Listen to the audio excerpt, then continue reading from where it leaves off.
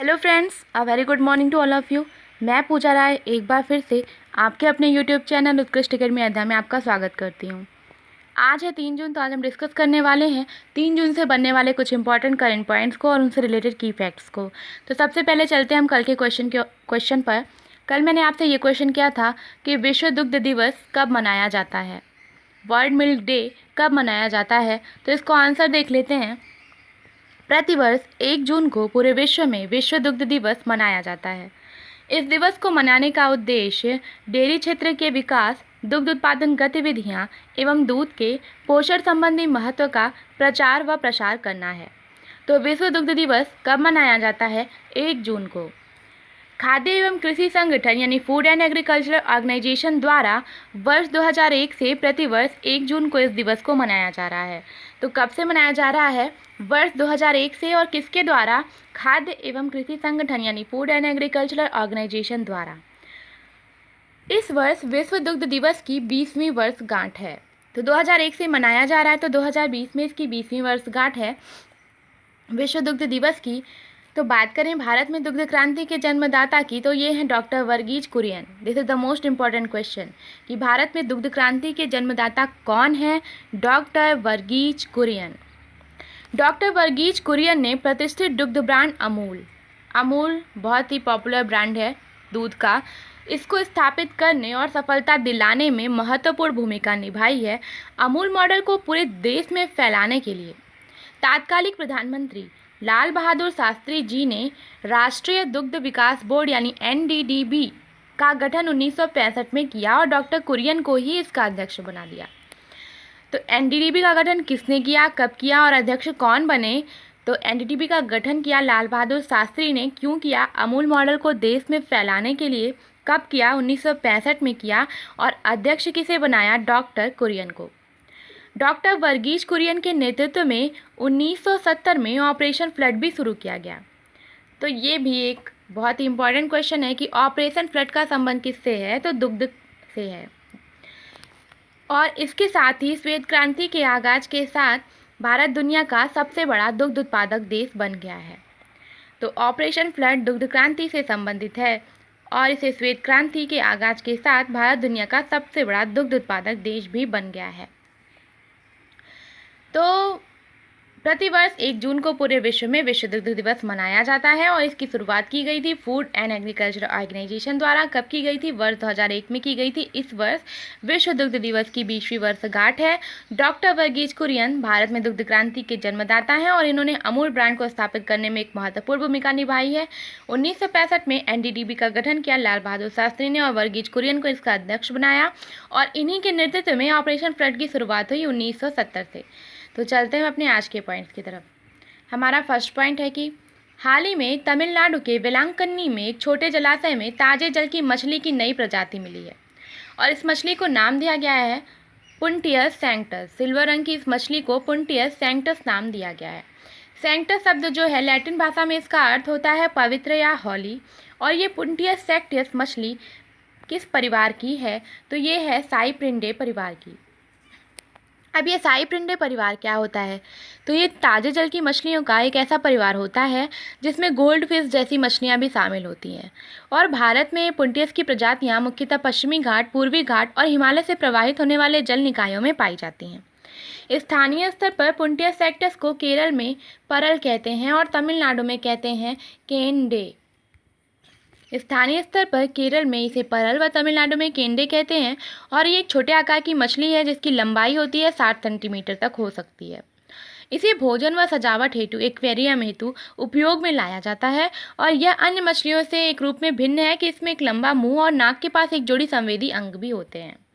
तो हाल ही में तमिलनाडु के वेलांकन्नी में एक सिल्वर रंग की ताजे जल की मछली की नई प्रजाति मिली है जिसे नाम दिया गया है पुंटियस सैंक्टस। चलते हैं अपने नेक्स्ट पॉइंट की तरफ।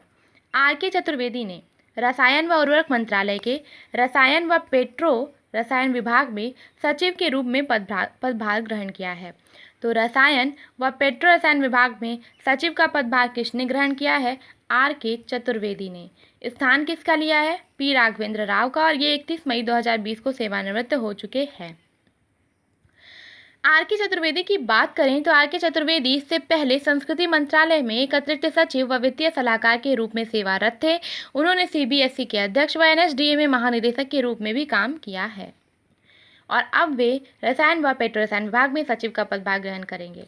चलते हैं अपने नेक्स्ट पॉइंट की तरफ। हमारा नेक्स्ट पॉइंट है कि WHO ने यानी वर्ल्ड हेल्थ ऑर्गेनाइजेशन ने 30 मई 2020 को एक पुल लॉन्च किया है, कोविड-19 टेक्नोलॉजी एक्सेस पुल, जिसे हम शॉर्ट फॉर्म में CTAP भी कह सकते हैं। कोविड-19 टेक्नोलॉजी एक्सेस पुल CTAP लॉन्च क्यों किया है? तो वैश्विक महामारी कोरोना संकट से निपटने के लिए टीके, दवाओं व अन्य नैदानिक उपकरणों के सामान्य स्वामित्व के लिए कम से कम 37 देशों के WHO से संयुक्त रूप से अपील करने के बाद ये कदम उठाया गया है। पूरी दुनिया में कोविड पॉजिटिव या कोविड-19 से संक्रमित लोगों की संख्या अब 5.9 मिलियन के पार हो चुकी है। तो WHO ने 30 मई 2020 को एक पुल लॉन्च किया है, CTAP यानी कोविड-19 टेक्नोलॉजी एक्सेस पुल। चलते हैं अपने नेक्स्ट पॉइंट की तरफ। हमारा नेक्स्ट पॉइंट है कि DRDO ने अल्ट्रा स्वच्छ नामक कीटाणु शोधन इकाई विकसित की है। रक्षा अनुसंधान एवं विकास संगठन ने एक कीटाणु शोधन इकाई विकसित की है जिसका नाम क्या है? उसका नाम है अल्ट्रा स्वच्छ। यह PPE यानी पर्सनल प्रोटेक्टिव इक्विपमेंट, इलेक्ट्रॉनिक सामान, कपड़े व अन्य सही सामग्री की एक विस्तृत श्रृंखला को क्या कर सकता है? कीटाणु रहित कर सकता है। तो ये है कीटाणु शोधन इकाई अल्ट्रा स्वच्छ, विकसित की गई है DRDO द्वारा। DRDO भारत की रक्षा से जुड़े अनुसंधान कार्यों के लिए देश की अग्रणी संस्था है और यह भारतीय रक्षा मंत्रालय की एक आनुषंगिक इकाई के रूप में कार्य करता है। DRDO की स्थापना हुई थी 1958 में। हेडक्वार्टर है DRDO भवन नई दिल्ली में। DRDO की स्थापना हुई थी 1958 में और DRDO का हेडक्वार्टर है DRDO भवन नई दिल्ली में। तो चलते हैं हम अपने नेक्स्ट पॉइंट की तरफ। हमारा नेक्स्ट पॉइंट है कि BCCI ने भारत के उप कप्तान रोहित शर्मा को प्रतिष्ठित राजीव गांधी खेल रत्न पुरस्कार के लिए 2020 के लिए नामित किया है। तो हाल ही में भारतीय क्रिकेट कंट्रोल बोर्ड ने भारत के किस क्रिकेटर को प्रतिष्ठित राजीव गांधी खेल रत्न पुरस्कार 2020 के लिए नामित किया है? तो रोहित शर्मा को, जो कि भारतीय क्रिकेट टीम के उप कप्तान हैं। इसके साथ ही साथ बोर्ड ने अर्जुन पुरस्कार के लिए ईशांत शर्मा, शिखर धवन व दीप्ति शर्मा को भी नामित किया है।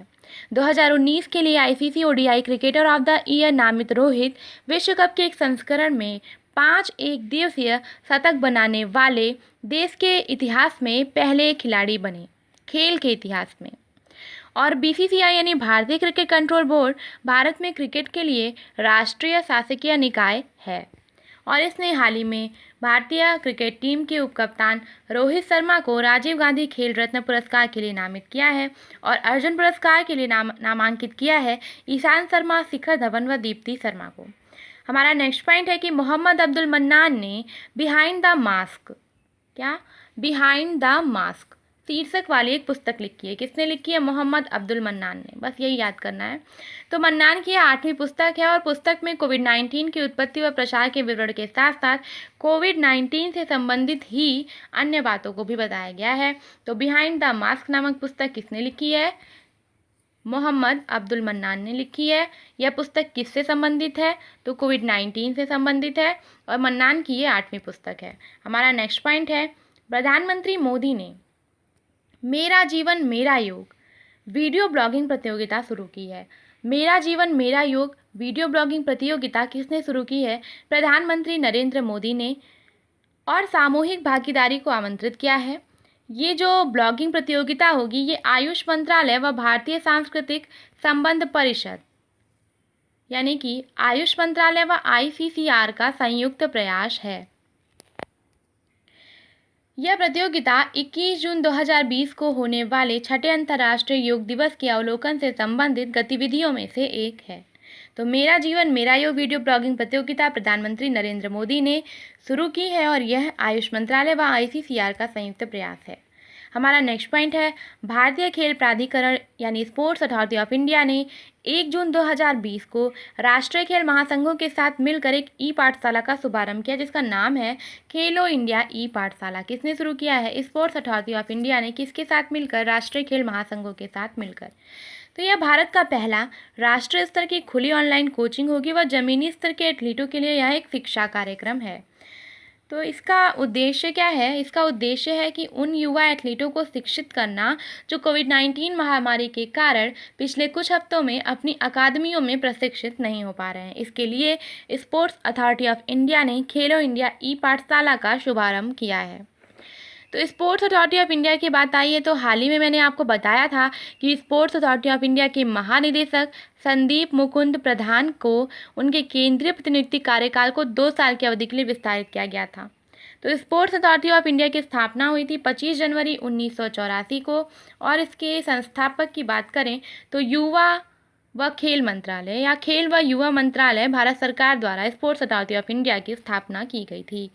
तो चलते हैं अपने नेक्स्ट पॉइंट की तरफ। हमारा नेक्स्ट पॉइंट है कि डच इंटरनेट आधारित कंप्यूटर फाइल स्थानांतरण सेवा प्रदाता वी ट्रांसफर को दूरसंचार विभाग द्वारा प्रतिबंधित कर दिया गया है।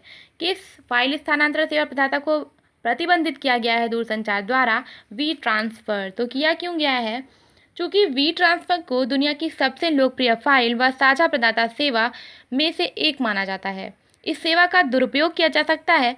साथ ही वी ट्रांसफर के माध्यम से संवेदनशील सामग्री का आदान व प्रदान भी किया जा सकता है। सिर्फ यही कारण है कि दूरसंचार विभाग ने वी ट्रांसफर को प्रतिबंधित कर दिया है। चलते हैं अपने नेक्स्ट पॉइंट की तरफ। हमारा नेक्स्ट पॉइंट है कि लेफ्टिनेंट जनरल मनोज पांडे ने अंडमान निकोबार कमांड CINCAN के 15वें कमांडर इन चीफ के रूप में पदभार संभाला है। तो अंडमान निकोबार कमांड के 15वें कमांडर इन चीफ कौन बने हैं? मनोज पांडे। तो जब ये 15वें हैं तो 14वें कौन थे? लेफ्टिनेंट जनरल पोर्टली शंकर राजेश्वर जो कि 31 मई 2020 को सेवानिवृत्त हो चुके हैं। तो अंडमान निकोबार कमांड के 15वें commander in chief Manoj Pandey, 14वें कमांडर इन चीफ रह चुके हैं पोर्टली शंकर राजेश्वर। हमारा नेक्स्ट पॉइंट है केंद्र ने 2020 से 21 के दौरान मेघालय में जल जीवन मिशन के कार्यान्वयन के लिए 175 करोड़ रुपए को मंजूरी दी है।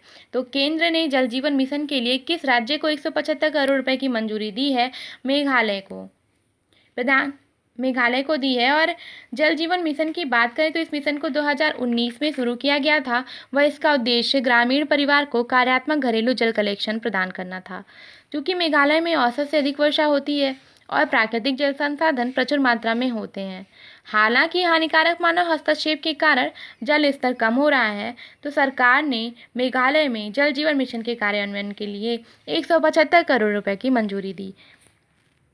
चलते हैं अपने नेक्स्ट पॉइंट की तरफ। हमारा नेक्स्ट पॉइंट है कि प्रधानमंत्री मोदी ने 1 जून 2020 को नई दिल्ली में MSME क्षेत्र के लिए, MSME means micro small and medium enterprises के लिए चैंपियंस नाम से प्रौद्योगिकी आधारित समाधान का शुभारंभ किया है।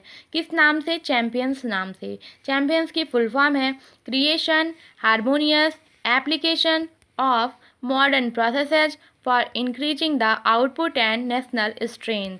इसका उद्देश्य देश के सभी सूक्ष्म लघु व मध्यम उद्यमों को वन स्टॉप समाधान प्रदान करना है। तो हाल ही में किसने लॉन्च किया है? चैंपियंस नाम से प्रौद्योगिकी आधारित समाधान। तो PM मोदी ने कब किया है? 1 जून को।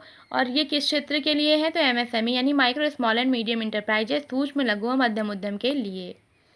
तो ये थे आज के कुछ इंपॉर्टेंट करेंट पॉइंट्स और उनसे रिलेटेड फैक्ट्स। आई होप कि आपको ये पॉइंट्स समझ में आए होंगे। तो आज का हमारा क्वेश्चन ऑफ द डे है कि हाल ही में भारत सरकार ने रेहड़ी पटरी चलाने वाले मजदूरों के लिए कौन सी योजना शुरू की है? तो हाल ही में भारत सरकार ने मजदूरों के लिए कौन सी योजना शुरू की? इसका आंसर आप कमेंट बॉक्स में करके बताइएगा। आज के लिए बस इतना ही। कल मिलेंगे कुछ नए करंट पॉइंट्स के साथ। तब तक के लिए हैव अ नाइस डे।